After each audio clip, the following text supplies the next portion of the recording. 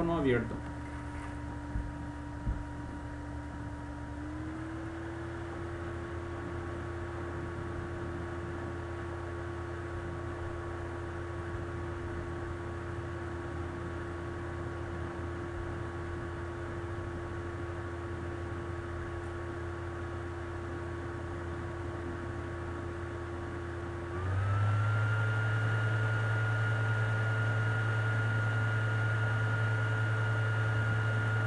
Y la verdad que no debería de crearte ningún conflicto a la hora de querer eliminar uno de ellos. Eh,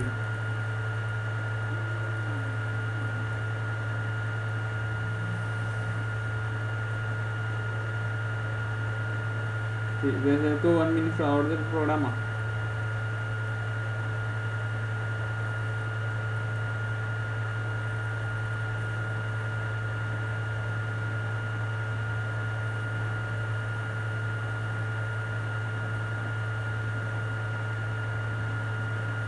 Sí.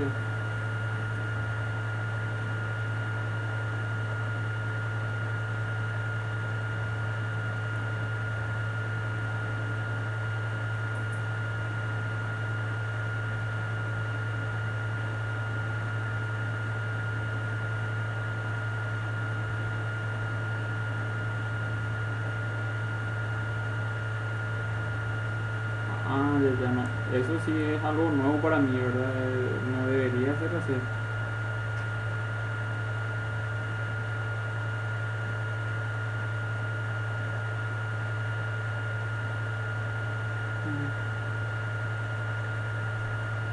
No, o sea, no, o sea, a nivel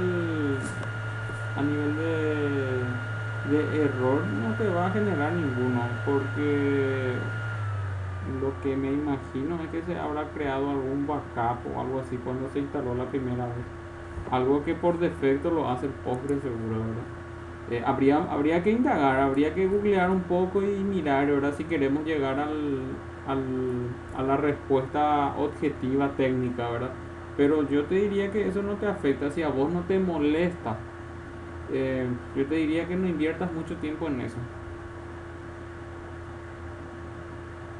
¿sí?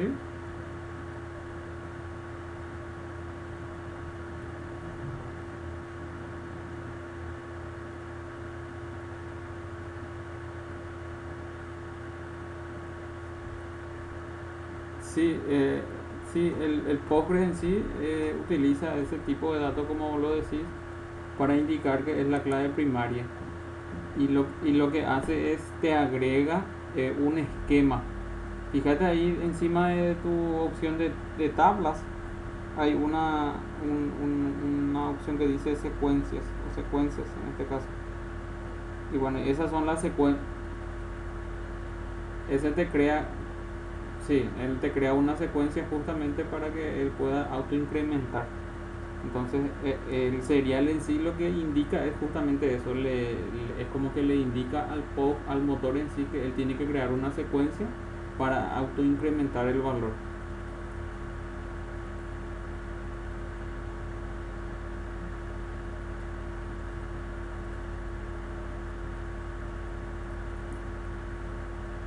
Sí, es el,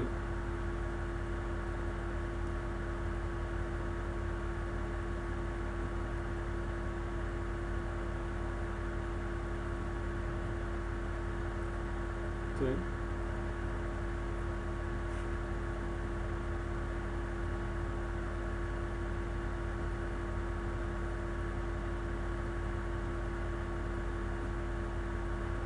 Espérame que Cintia que no estoy visualizando tu dedo.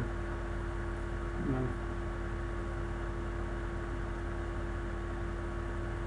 ahí está, sí, ahí.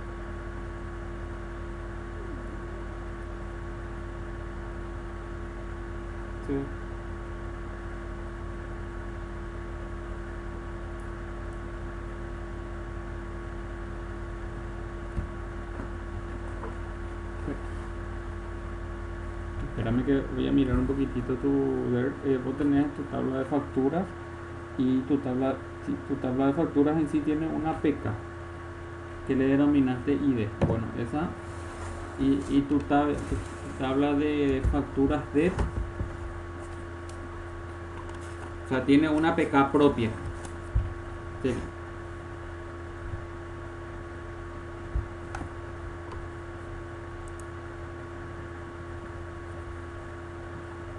Y el ítem de, ya. Y el ítem, sí. El ítem sería de tu tabla productos. O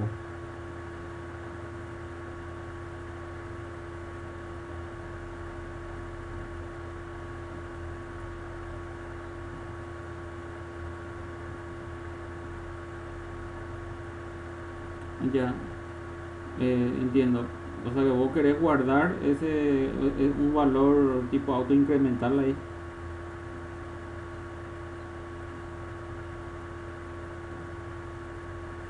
Ya. Bueno, eso va a ser, no es una, yo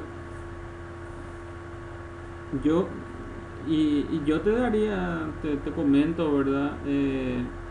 Esos valores, si es que no tenés que almacenar por algún motivo específico, te diría que eso estaría de más, esa columna donde vos almacenás un valor numérico, eh, el ítem en sí. Porque ahora, te digo por ejemplo un caso en donde sí normalmente yo guardaría un número de ítem. Eh, Tuve un caso en la SAP hace poquito en donde se estaba trabajando también así con varios productos y eran productos que se guardaba o sea, que se adquirían por licitación. Entonces, en la licitación te indicaba una lista de todos los productos que vos podés solicitarle al proveedor. Y cada producto tenía un número de producto, una descripción, un precio, así mismo como una factura, ¿verdad? Pero antes del número de producto había un campo que decía número de ítem. Ese número de ítem era un valor ya preestablecido que sí o sí yo tengo que guardar. Entonces a mí me tocó crear una columna también en mi detalle denominado número de ítem para poder almacenar ese ítem, ese número, ¿verdad? Pero las veces que yo no tuve que almacenar ese valor, yo no le generaba ítem, yo directamente con el código del producto, yo ya relacionaba ya qué producto es el que está detrás, ¿verdad? Y como esto es un detalle, vos vas a tener, si vos tenés 10 registros, o sea, si vos tenés 10 productos, evidentemente eso va a representar que tu detalle cuenta con 10 números, ¿verdad? Y entonces vos por programa nomás ya le podés poner un valor que vaya autoincrementando si es que querés poner ítem 1, 2, 3, 4, 5, hasta el 10. Entonces, claro, o sea, si vos querés nomás,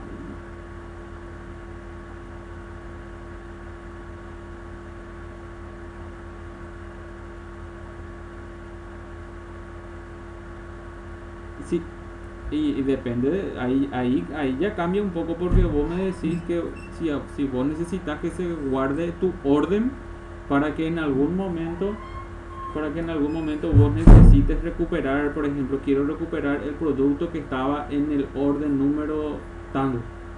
Entonces ahí cambia las.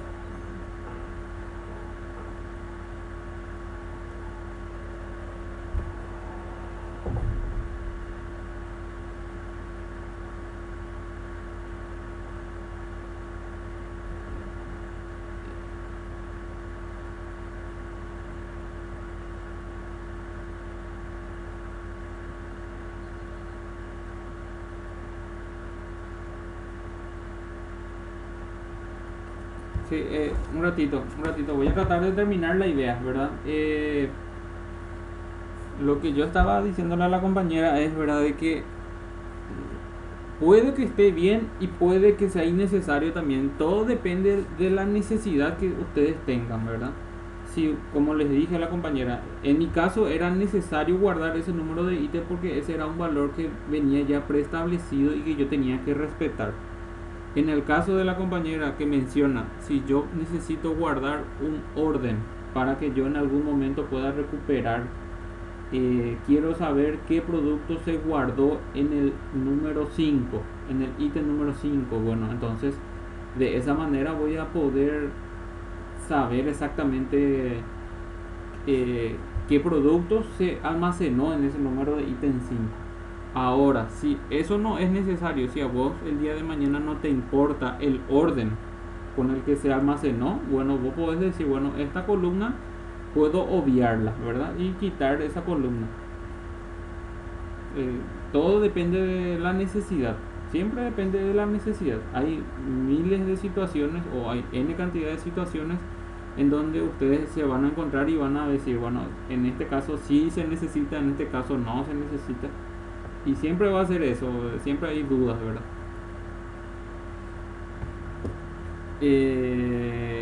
Pero más allá del tema del número de ítem, ustedes van a decidir ese número de ítem. Yo particularmente no, siendo sincero, yo ahora mismo no le pondría número de ítem, ¿verdad? Directamente yo trabajaría con la PK de mi tabla factura, que tendría que tener una columna que diga ID-factura o algo así, ID-número factura. ID-factura, por ejemplo, sería. Veo que ya tenés ya luego acá un ID-producto.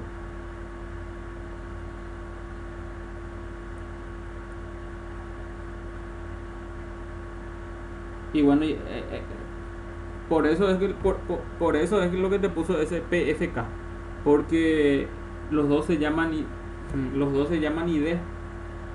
las dos columnas que se llaman ID, entonces él te relaciona. O sea, ese número de ítem, por ejemplo, puedes modificar ahora y ponerle ID-factura, por ejemplo.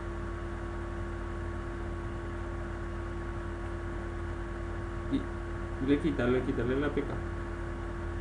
Eso no, eso así dejarlo, porque no es autoincremental, porque ese es el valor que tiene que respetarse según la PK de tu otra tabla. Y bueno, y ahí está. Entonces ahí dale doble clic a tu relación, quédate en tu mapa y ahí apuntas a tu ID factura. Entonces ahí vos tenés la FK y también tenés la FK de tu producto, ¿verdad? Y tenés la PK propia de tu tabla de detalle. Entonces, si vos querés que sea una PK compuesta, lo que tenés que hacer es esas dos claves foráneas, ID factura e ID productos, tendrías que llevar a tu bloque de PK. Seleccionar y arrastrar nomás si es que querés llevar. Sí, y ahí lo que te faltaría es, tenés la cantidad, tenés el importe y lo que te faltaría es las descripciones de los IVA.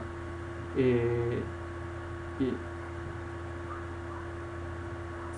y claro, pero son dos IVA totalmente diferentes. ¿Sabes por qué? Espérate, te voy a explicar y les explico a los demás. Viste que cuando vos te vas a comprar cualquier producto, te dan una factura y en esa factura te aparece el desglose de exenta, IVA 5 e IVA 10, ¿verdad? En la factura.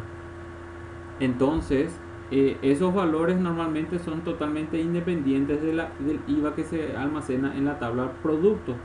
¿Por qué? Porque son calculados en base a la compra o en base a la venta que se realiza. Pero para poder calcular esos valores son los que justamente se tiene que tener el IVA asociado a cada producto. Entonces, en la tabla productos vos vas a tener, evidentemente, vas a tener registrado si ese producto es exenta de IVA, si es un IVA 5 o si es un IVA 10, ¿verdad? Ahí cada producto vos vas a tener registrado. Pero en tu factura de detalle vos vas a tener la sumatoria de todos los IVAs. Entonces,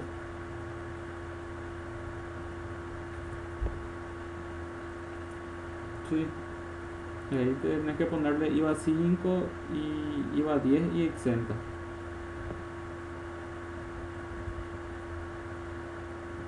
Eh, claro, esos serían los totales nada más. Así mismo.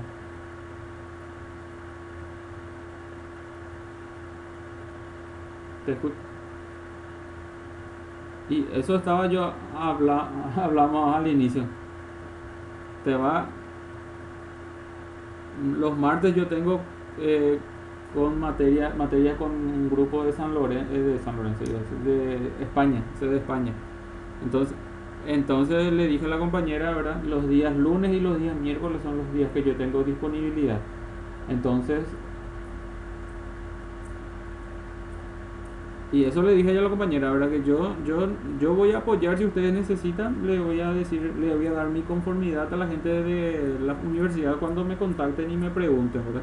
O sea, de mi parte no hay ningún problema de cambiar los días. Solamente que yo, como le dije a la compañera, lunes y miércoles son los días que tengo disponibles.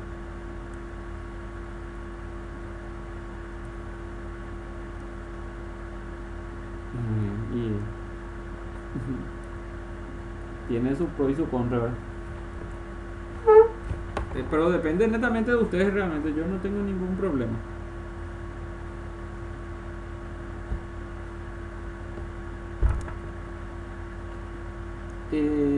Bien, Cintia, si querés preguntarme algo más sobre tu DER.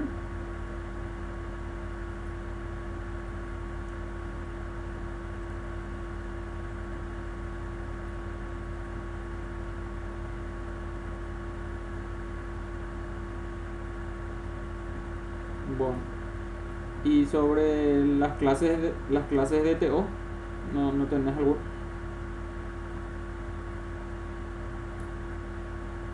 Ya. Te conviene crear para no estar modificando después. Te conviene solamente crear aquellas tablas que todavía no tengan claves foráneas.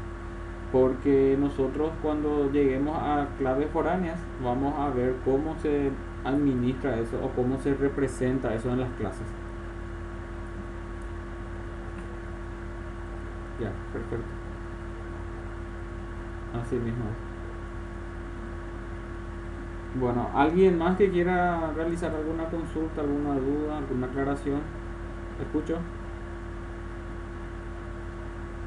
Sí, en, al- en algún momento vamos a tener que tener de todas.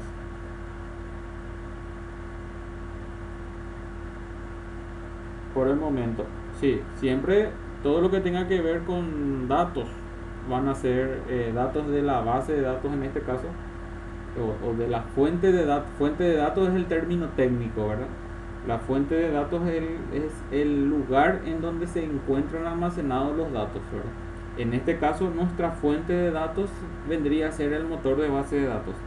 Entonces, todas las clases que tengan relación con la fuente de datos siempre van a estar en la capa del modelo.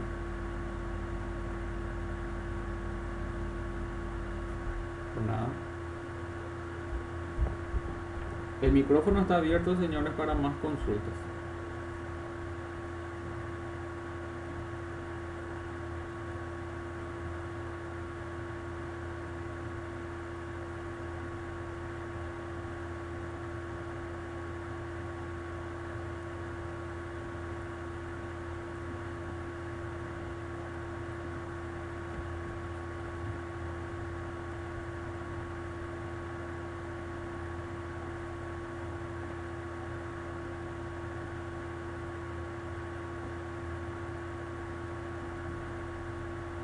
Tenés, tenés que de, sí, un tema es, tenés que descargarte, se llama, ahora voy a descargar, Darkule se llama ese tema. Un ratito voy a descargar ahora, aprovechando el tiempo, y voy a levantar eso en el grupo.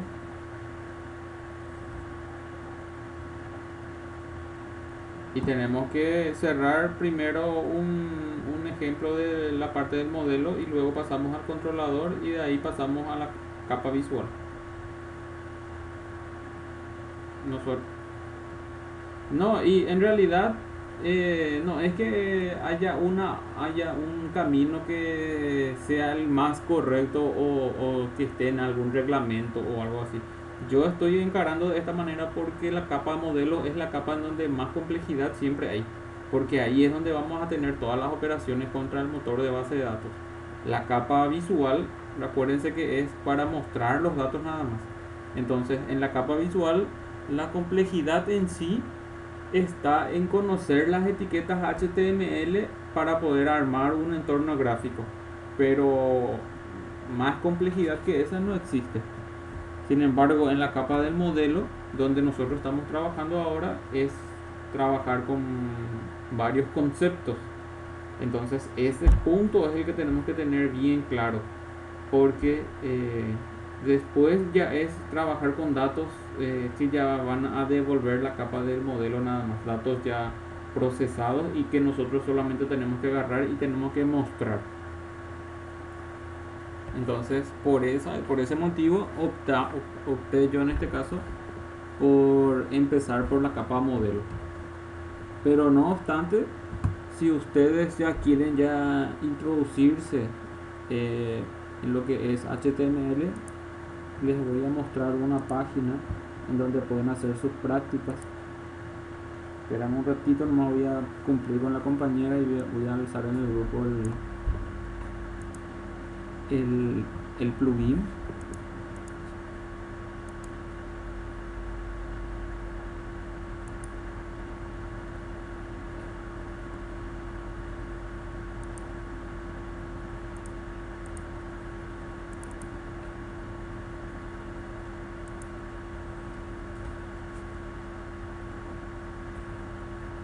Ahí está el plugin.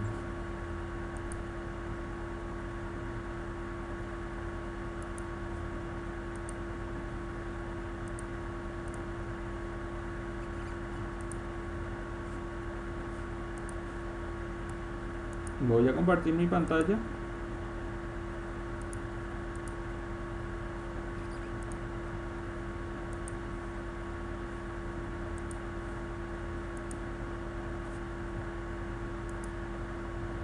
¿Visualizan la pantalla?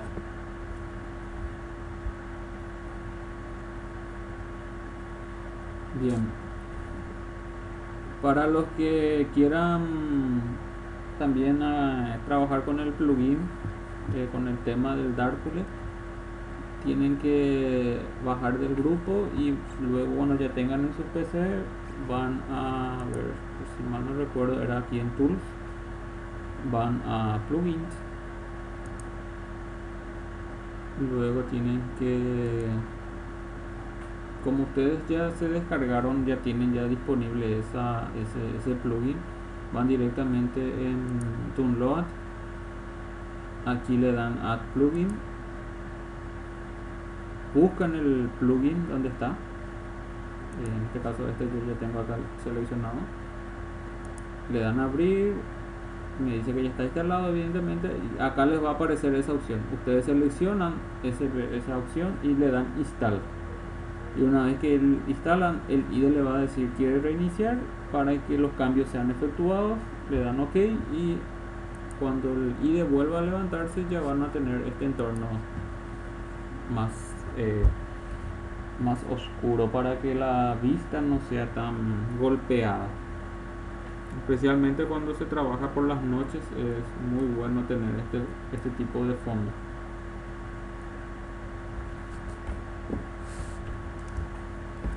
Por nada. Y bueno, vamos al siguiente punto. Entonces, por si es que ustedes ya quieran ir adelantando algo de HTML, un lugar muy bueno es, hay un sitio que está mantenido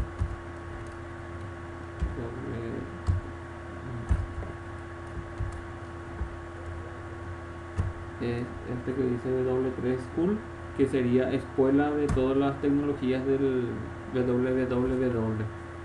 Entonces entran aquí y aquí tenemos tutoriales, mejor dicho, tenemos documentación y codificación práctica de todo lo que tenga que ver con estas tecnologías. Fíjense que acá tenemos HTML, acá tenemos el CSS, estos son CSS nativos, ¿verdad? Usar la librería Bootstrap, usar la librería del W3 CSS, que es como el Bootstrap, pero es un poco diferente en algunos pequeños aspectos, ¿verdad? Pero tiene el mismo fin para trabajar con colores, para trabajar con iconos. Tenemos también otras tecnologías como el JavaScript, algunas librerías que se derivan de JavaScript como el jQuery, el Angular, el formato JSON. Tenemos otros lenguajes como el SQL, el PHP, el ASP, por ahí está Java, pero este es Java entorno nativo, no Java orientado a web. Entonces acá ustedes van a encontrar la sintaxis de Java, ejercicios, o sea, esa es la temática. Acá están todas las operaciones que pueden hacer. Si en algún momento quieren practicar comentarios, acá les hablo sobre los bloques de comentarios. Si quieren trabajar con las variables, acá están los tipos de variables con las explicaciones correspondientes. Si quieren trabajar con los operadores, o sea, la idea, la temática es que ustedes en este sector ustedes tienen todas las operaciones disponibles, aquí una explicación y aquí un ejemplo de código, y lo que ustedes pueden hacer es este run, lo que le indica es que ustedes pueden ejecutar esto y pueden visualizar el resultado. Le dan run y le va a abrir otra pantalla, entonces acá le va a aparecer el código y acá les aparece el resultado. Entonces lo que ustedes tienen que hacer es, evidentemente, aquí pueden codificar sus códigos y este va a ser el resultado correspondiente. Esta es la lógica para todos. Si ustedes se van hasta el HTML, se quedan,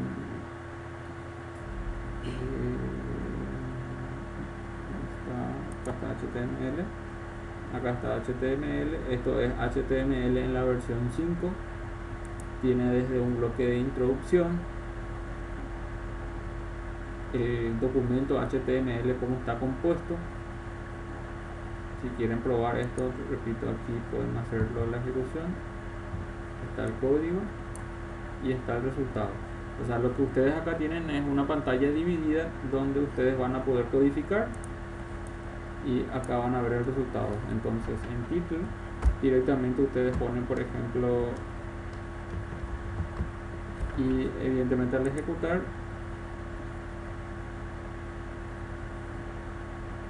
bueno, justo lo puse en título, que en teoría acá le va a aparecer es el título, exactamente eso le iba a decir. Entonces si ustedes acá ponen, estos son valores ya que se visualizan dentro del cuerpo. Todo lo que va dentro del body es lo que se visualiza. Entonces acá ustedes pueden ir codificando y van a ir visualizando los resultados. Entonces así como ese ejemplo, hay evidentemente hay un montón de códigos aquí y cada una de las etiquetas HTML tiene su significado para que ustedes puedan ir adelantando eso. Cada ítem tiene un montón.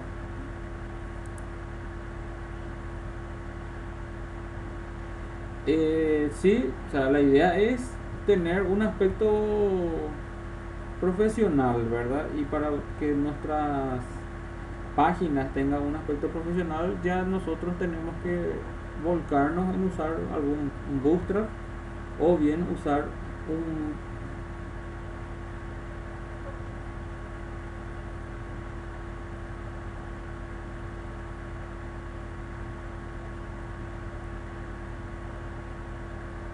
ya. No, nosotros tranquilamente, si es que con Bootstrap tenemos conflictos, vamos a usar otro que se llama W3 nada más, que es bastante bueno también y es muy parecido al Bootstrap. De hecho que por acá tiene que estar, ¿no? Voy a inicio. Acá está, w3.css. Entonces todos tienen así, cada uno, estos son los colores que se puede trabajar, los contenedores, los paneles, ¿verdad? Los paneles, los bordes que se pueden llegar a... Al final lo que ustedes van a darse cuenta es que todos son las mismas etiquetas HTML, pero tienen una representación visual diferente. Está trabajado el estilo visual. No es lo mismo presentar un sistema o una página sin estilo visual que presentando con un estilo visual. El estilo visual le da evidentemente mucho más profesionalismo a su página. Hace que sea responsive también. Acá hay ejemplos, por ejemplo, de lo que se puede llegar a hacer.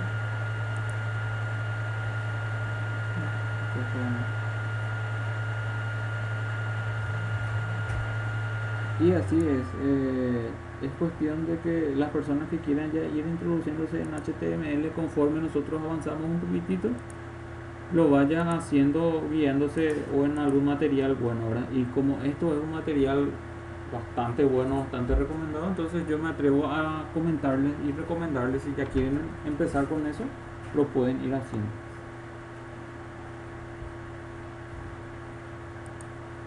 De esta manera, por nada. Bien, ¿alguna consulta más, señores, que tengan para aclararla?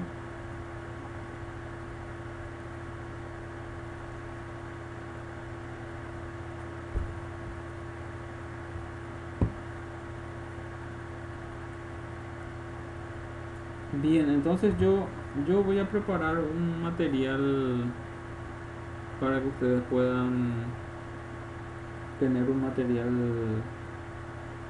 de lectura con algunos ítems, y ese material voy a levantar en la plataforma, le vamos a asignar una puntuación y esa puntuación ya van a ir teniendo ya en concepto de trabajo práctico.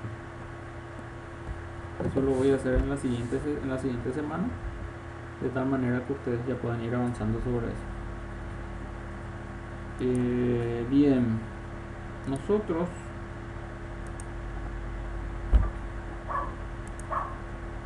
dijimos que íbamos a ir trabajando directamente con lo que es la capa modelo en sí. Dentro de la capa modelo ya tenemos ya el primer concepto, que es el DTO, que ya lo estuvimos viendo, y ahora ya les quiero dar una pequeña introducción al siguiente patrón de diseño. Y ese siguiente patrón de diseño es el uso de la interfaz. ¿Se acuerdan? Yo no sé si eso llegamos a mencionar cuando hablamos sobre las características de la programación orientada a objetos. Una de las principales características de la programación orientada a objetos era el uso del polimorfismo. No sé si recuerdan eso.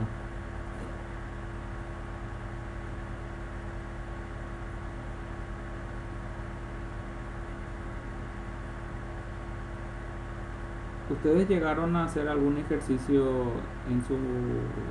o recuerdan haber hecho algún ejercicio de polimorfismo en las materias anteriores?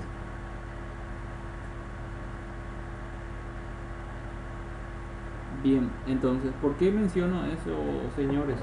Porque el siguiente patrón de diseño, y el más abstracto, y vamos a decirle, el que encapsula todas las operaciones que tengan que ver con la base de datos, tiene que ver con el uso del polimorfismo.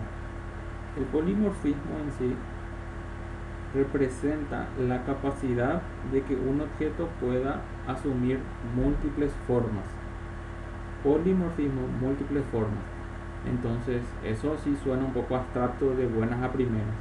Entonces, para poder conseguir el polimorfismo, lo primero que nosotros tenemos que saber es que el requisito fundamental es que tenemos que crearnos una interfaz, y dentro de dicha interfaz nosotros lo que tenemos que hacer es tenemos que encapsular todas aquellas operaciones que nosotros consideramos que van a ser comunes entre los objetos.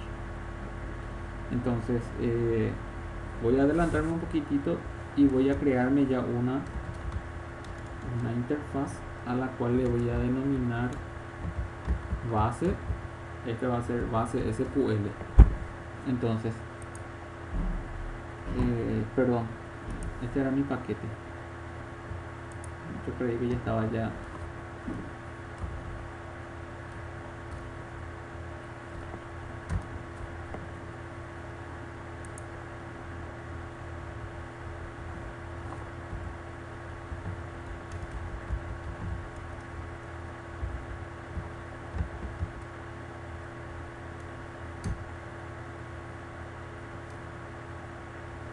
No puedo usar ese nombre porque es reservado.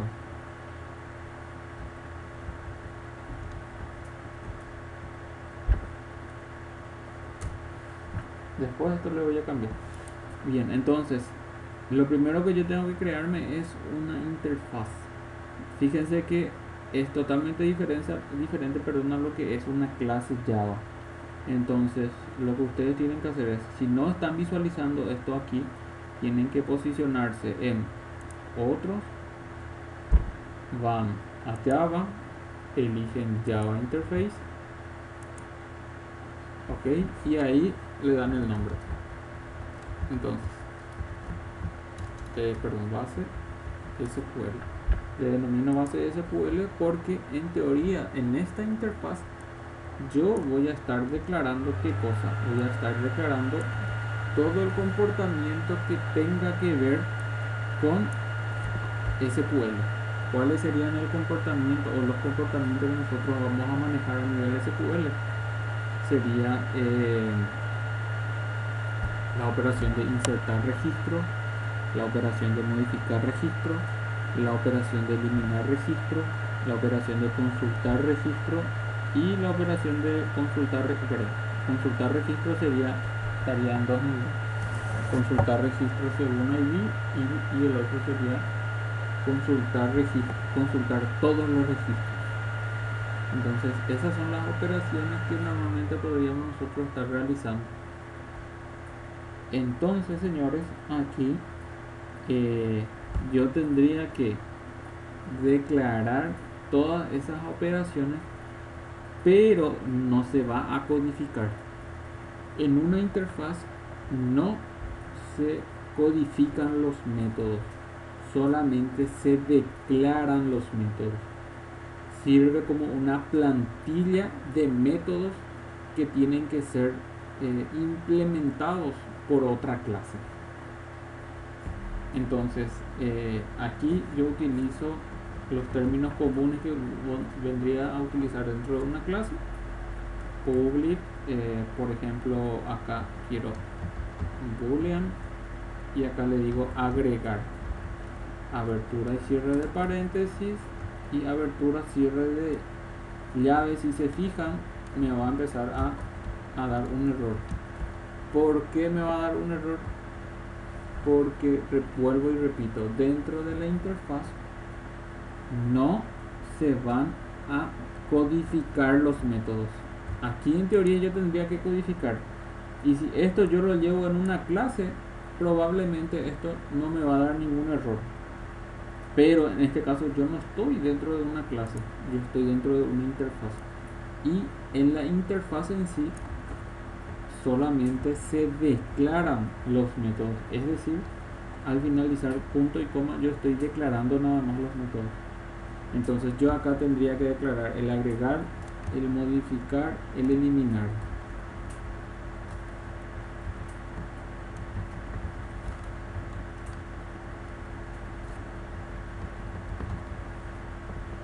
Entonces, de esa manera yo lo que estoy diciendo es que esta interfaz tiene un comportamiento definido: el de agregar, el de eliminar y el de modificar.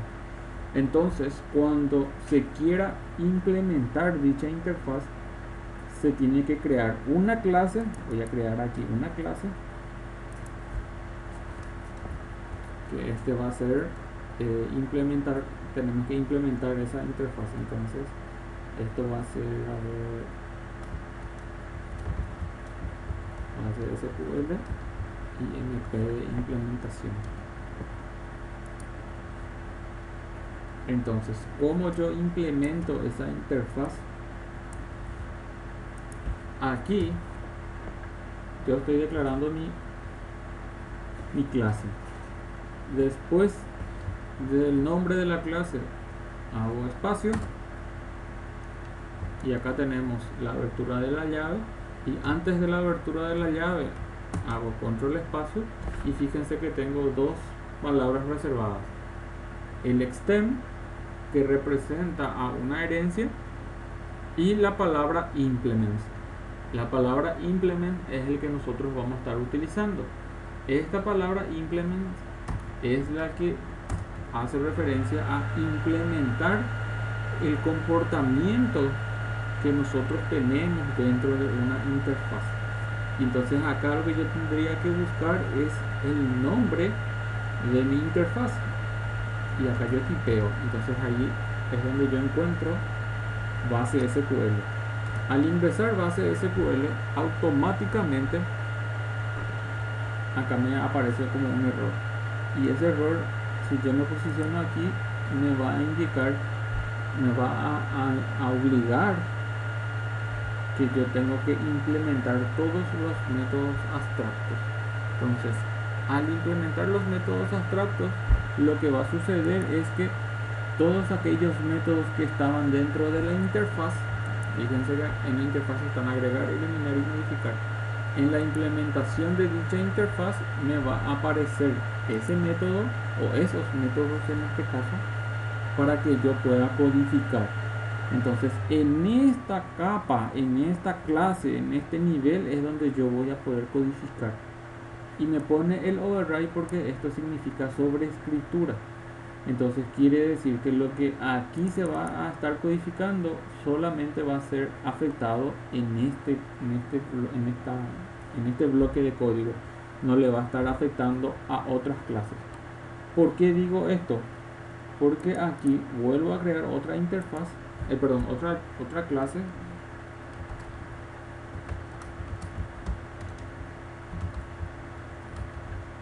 Voy a ponerlo también así, clase in de implementación, y entonces vuelvo a hacer la tarea. Tengo que poner la palabra reservada implements, y aquí indicarle qué interfaz es la que voy a estar implementando. Entonces con esto yo voy a estar diciendo, o está obligado, mejor dicho, a que se implemente el método agregar, el método eliminar y el método modificar. Tiene exactamente los mismos métodos que tiene la otra clase.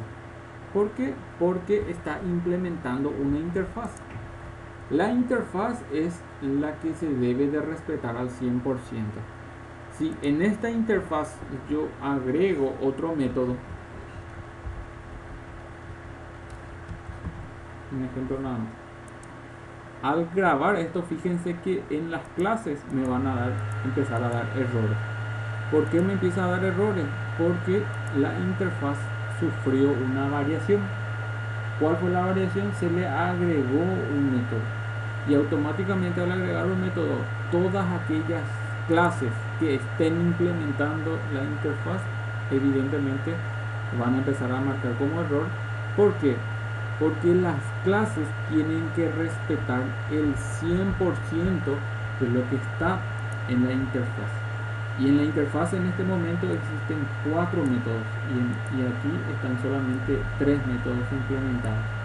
Entonces lo que a mí me toca hacer aquí es clic e indicarle que implemente el otro método, y ahí me agregó el otro método. Hago lo mismo para la siguiente clase, le doy a implementar y fue también agregado con éxito. Guardo esto y se van a percatar de que el problema ya fue subsanado, o el error ya fue subsanado. Entonces, con esto, lo que yo estoy demostrando es que todo lo que está dentro de la interfaz se tiene que respetar al 100%. Esta es la base del polimorfismo. Crear una interfaz, agrupar en la interfaz todas aquellas operaciones comunes que van a ser utilizados por los objetos. Luego, crear las clases que van a representar a los objetos e implementar dicha interfaz. En el momento de implementar dicha interfaz, yo aquí voy a tener todas las operaciones, aquí también todas las operaciones, pero estas operaciones van a representar al objeto otra clase, y esta implementación van a representar a base SQL. Son dos objetos que van a derivar de la interfaz. Esto, repito, esto es algo muy abstracto, ¿verdad? Por eso es que ahora quería hacer una pequeña introducción nada más, para que podamos nosotros en la siguiente sesión realizar el ejercicio ya contra la tabla, porque esto nosotros tenemos que hacerlo contra la tabla de nuestra base de datos. ¿Por qué? Porque, repito, dentro de la interfaz base SQL vamos a tener las operaciones que normalmente vamos a tener que realizar contra la tabla en sí. Entonces, en la siguiente sesión nosotros vamos a dar más enfoque a trabajar directamente con todas las operaciones, y nuevamente volver a mencionar el concepto de la interfaz y a explicar detalladamente todo, ¿verdad? Nuevamente, ¿verdad? Repito, esto es uno de los conceptos más abstractos que nos toca ver, el concepto de la interfaz y el uso de dicha interfaz, o bien la implementación de la interfaz.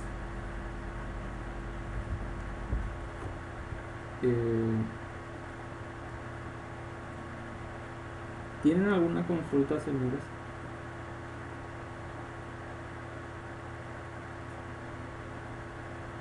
Bien, aquí lo importante es que ustedes ya saben que en la siguiente sesión vamos a introducirnos más fuertemente a lo que es el uso de la interfaz. Entonces, si ustedes ya quieren hacer una pequeña lectura de eso, lo pueden hacer en el material que yo les pasé, que yo les facilité. También ahí hay un capítulo de interfaz, o ya va a depender de ustedes. Creo que en la página del W3 también, en la opción de Java, creo que, o no sé si existe la opción, no les quiero mentir, pero un ratito.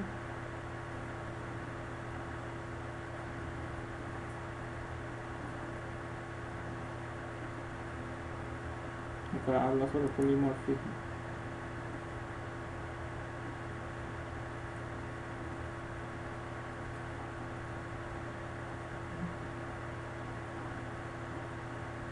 Bueno, acá está Java Interface.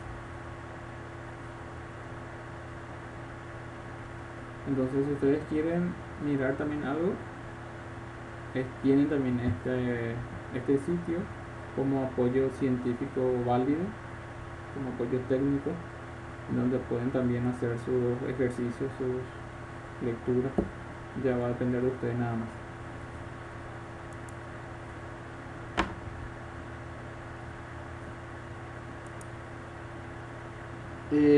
Yo le había levantado en la plataforma eso, los primeros archivos, está material de lectura, era que les puse. Era un PDF, un PDF de Java Data, cómo programar en Java Data.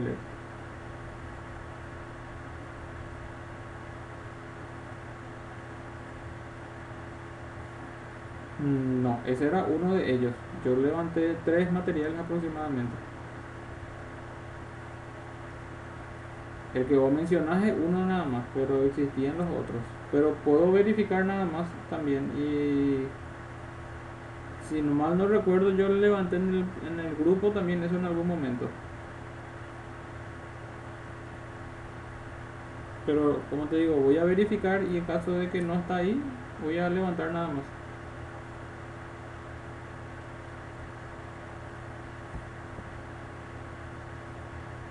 Sí, sin problema.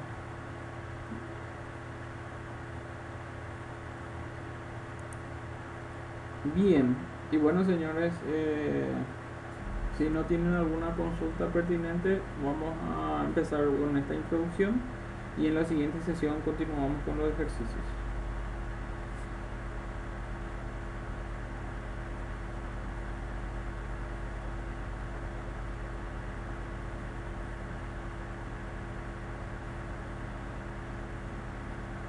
Dale, dale. Bien, les deseo un buen resto de jornada. A las órdenes siempre, un placer. Hasta luego.